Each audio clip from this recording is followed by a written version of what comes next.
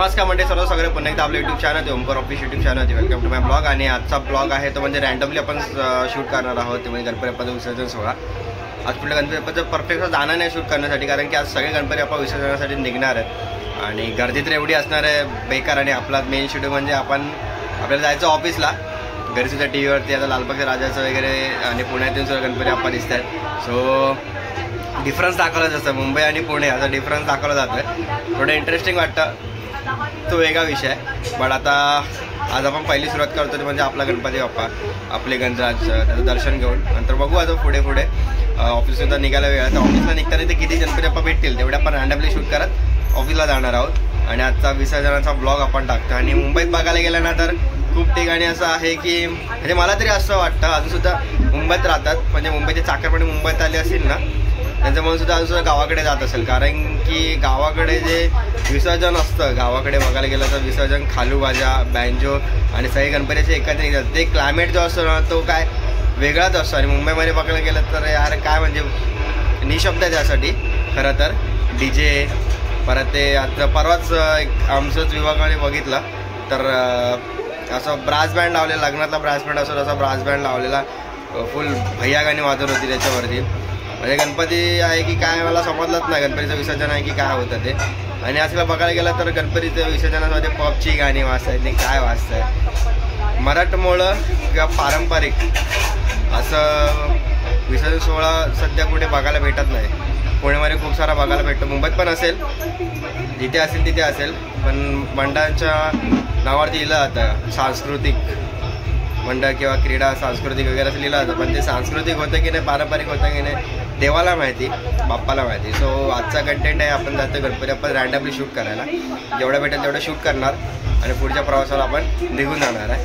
So आता पहिल्यांदा आपले गणराज इथे बाप्पाचं दर्शन घेऊ। बाहेर खूप सारा आवाज आहे, टीव्हीसुद्धा आवाज आहे, घरी गणपती बाप्पाचा विसर्जन सोहळा बघतात, तर रँडमली शूट करू आणि पुढे निघून जाऊ। कसा वाटला व्हिडिओ लाईक करून नक्की सांगा, कमेंट करा। गणपती बाप्पा मोरया। आजचा शेवटचा व्हिडिओ असेल गणपती बाप्पा, त्याच्यानंतर तुम्हाला भेटणार आहे तो म्हणजे देवीचा आगमन सोहळा।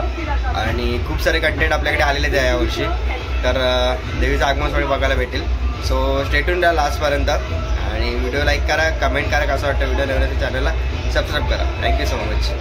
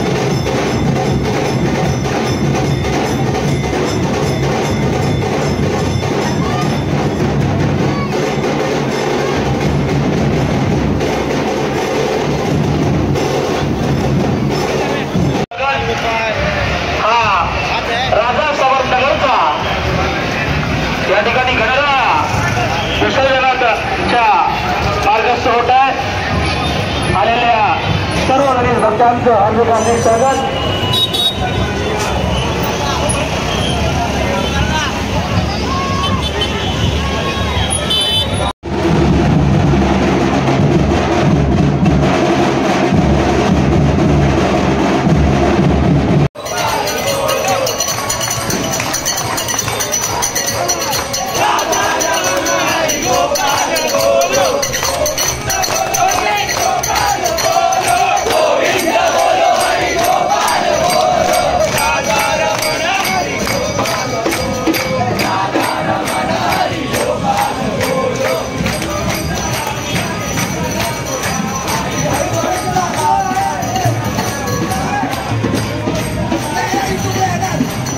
Done done by done.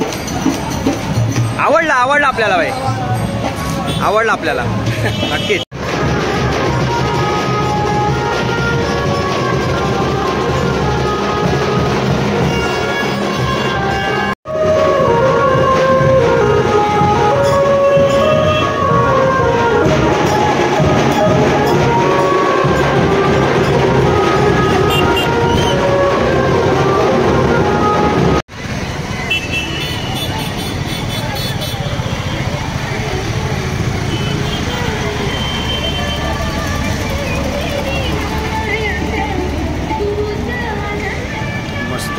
एक नंबर गणपती आहे.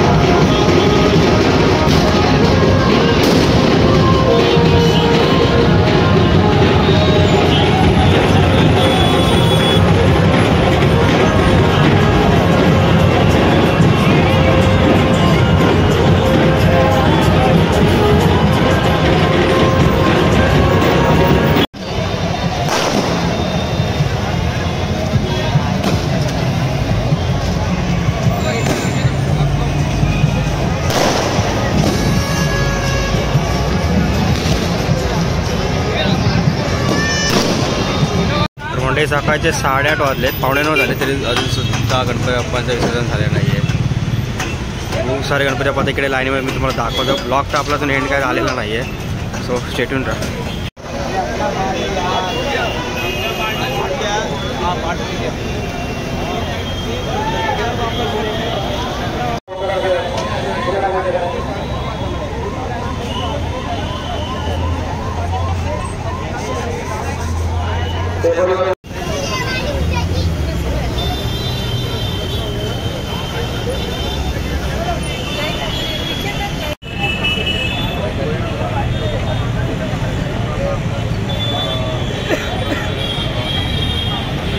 आणि ते काठीच्या सहाय्याने तो रोप पूर्ण वर नेला जातो आहे आणि खालून तर पॅकिंग झालेली आहे. खालून बेड तर लागलेत, बट वरती मूर्ती बॅलन्स करण्यासाठी हा रोप आहे. काठीच्या सहाय्याने असा वर नेला जातं. मला वाटतं तो पूर्ण असा टाईट करते ते. चला बघूयाच, या मूर्तीचं विसर्जन बघूनच हवूयात आपण. तर आपलं मत मांडतो मी या विषयावरती. आत्ता आपला मत मांडे, कितपत योग्य आहे अयोग्य आहे तुम्ही सुद्धा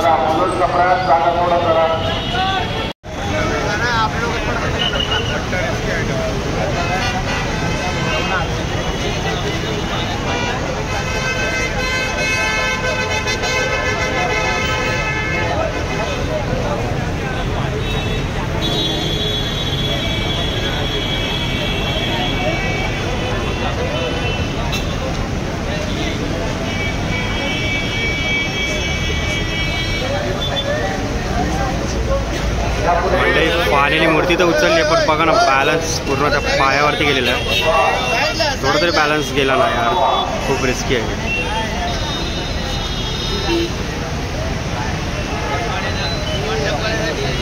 कसोटीचा काम आहे.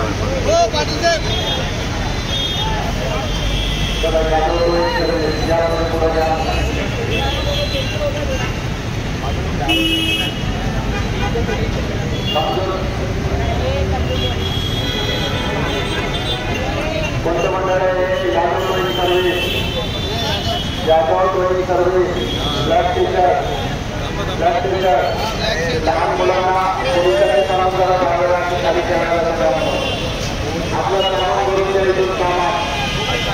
आपल्या गाडीमध्ये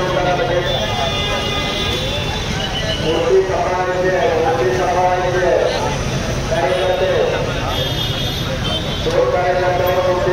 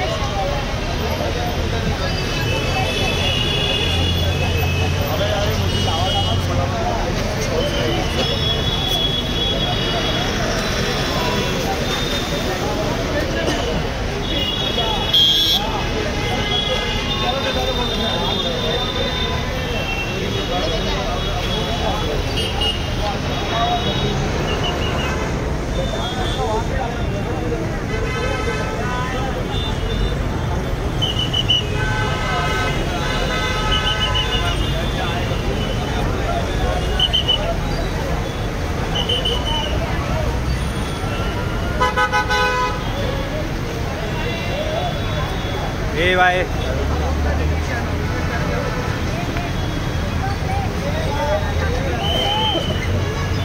काशीनाथ महाराजा आपल्या अगोदर आपल्या पाठीमागच्या दोन मूर्त्या जाणार आहेत. काशीनाथाच्या महाराजा आपल्या अगोदर इतर दोन मूर्ती जाणार आहेत. त्याच्यानंतर आपली मूर्ती जाईल.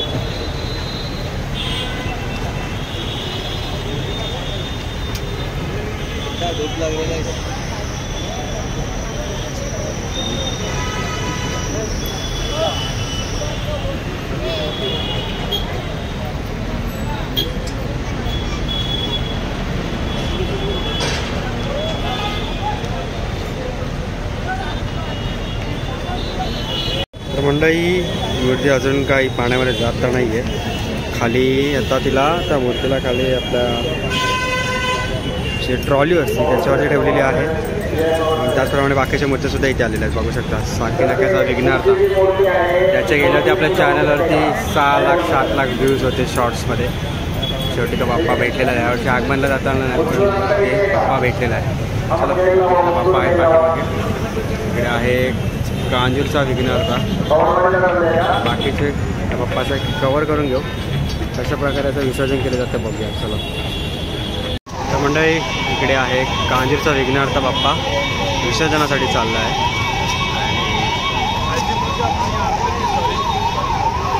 आणि डायरेक्ट खाली ट्रॉली बनवलेली आहे. त्याच्यामुळे डायरेक्ट पाण्यामध्ये नेलं डायरेक्ट पुढे नेऊन ते विसर्जन करतात.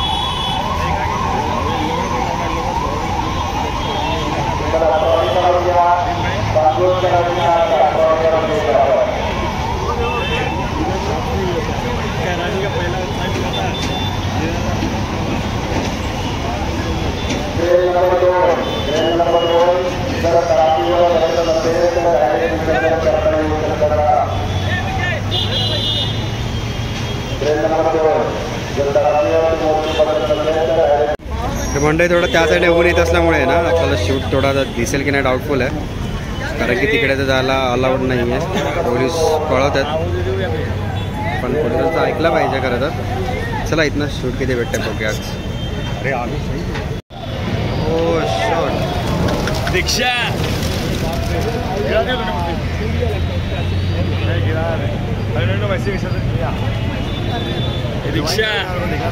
बघितलं मंडळी कशा प्रकारे विसर्जन केलेलं आहे. चला आणि बघा मंडळी आता इथे बघितलं हा गणपती बाप्पा विसर्जन केलेलं आहे. आणि याची खोली आय थिंक 4 ते 5 फूट असेल त्याच्यावरती विसर्जन करण्यात आलं. आणि अशा प्रकारे आता इथे एवढा एक भाग आहे त्या एवढ्या भागामध्ये फक्त विसर्जन केलं जातं.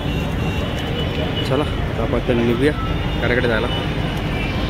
खूप सारे बाप्पा विसर्जन बाप्पा तर मेहनत करून गणपती बाप्पाला विसर्जन करावं लागतं. खूप साऱ्या मूर्त्या अजून बाकी आहेत विसर्जनाच्या. इकडे पाठीमागे 2 आणि पुढे एवढ्या मोठ्या पेंडिंग आहेत विसर्जनासाठी.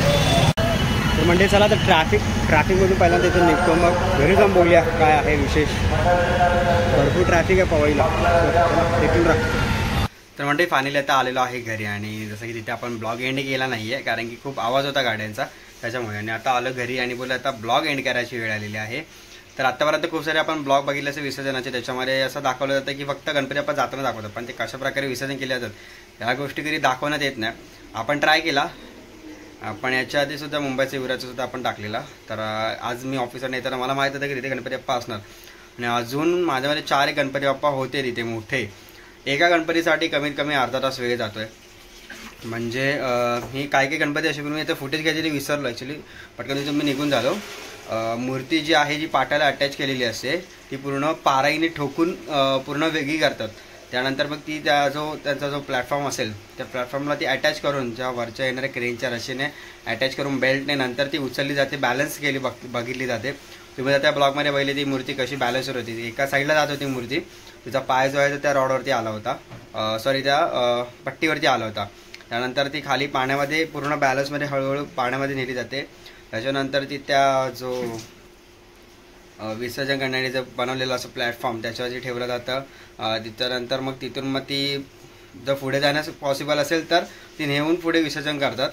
मी 2 गणपती तिथे बघितले. कांजूरचा विघ्नार्थ होता आणि अजून एक गणपती आपण ते सुद्धा बघितला. प्रॉपर पुढे थोडं मिडलला नेऊन त्यांनी विसर्जन केलं. बट एक आपण मूर्ती दाखवली की ती पाण्यामध्ये हार्डली 4-5 फूटच खाली गेली असेल आणि ती विसर्जन केली आहे. तिथे पाणीसुद्धा नव्हतं. आणि आपण आता जो ब्लॉगमध्ये बघितला गणपती विसर्जन करताना तो बघितला कशा प्रकारे, कारण की तो पुढे जाणं पॉसिबलच होत नव्हता.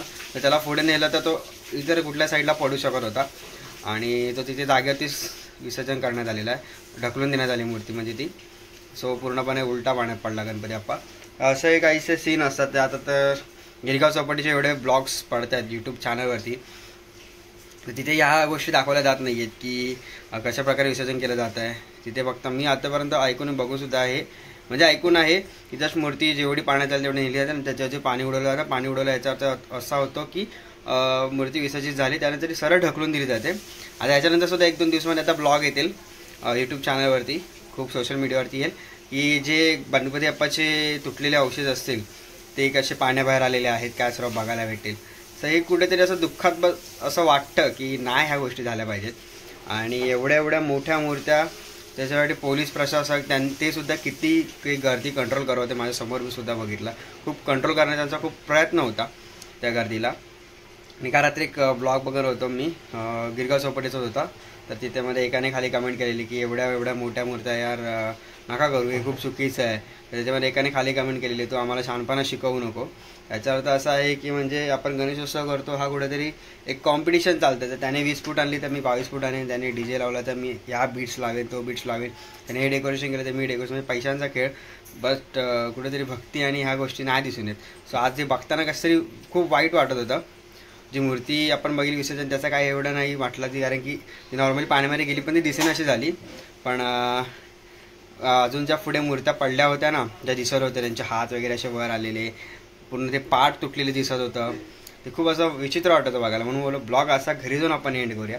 सो माझं म्हणणं हेच आहे, कुठेतरी कॉम्पिटिशन करू नका, भक्ती सरभक्ती असून दे थोडी. सो ब्लॉग कसा वाटला लाईक करून नक्की सांगा.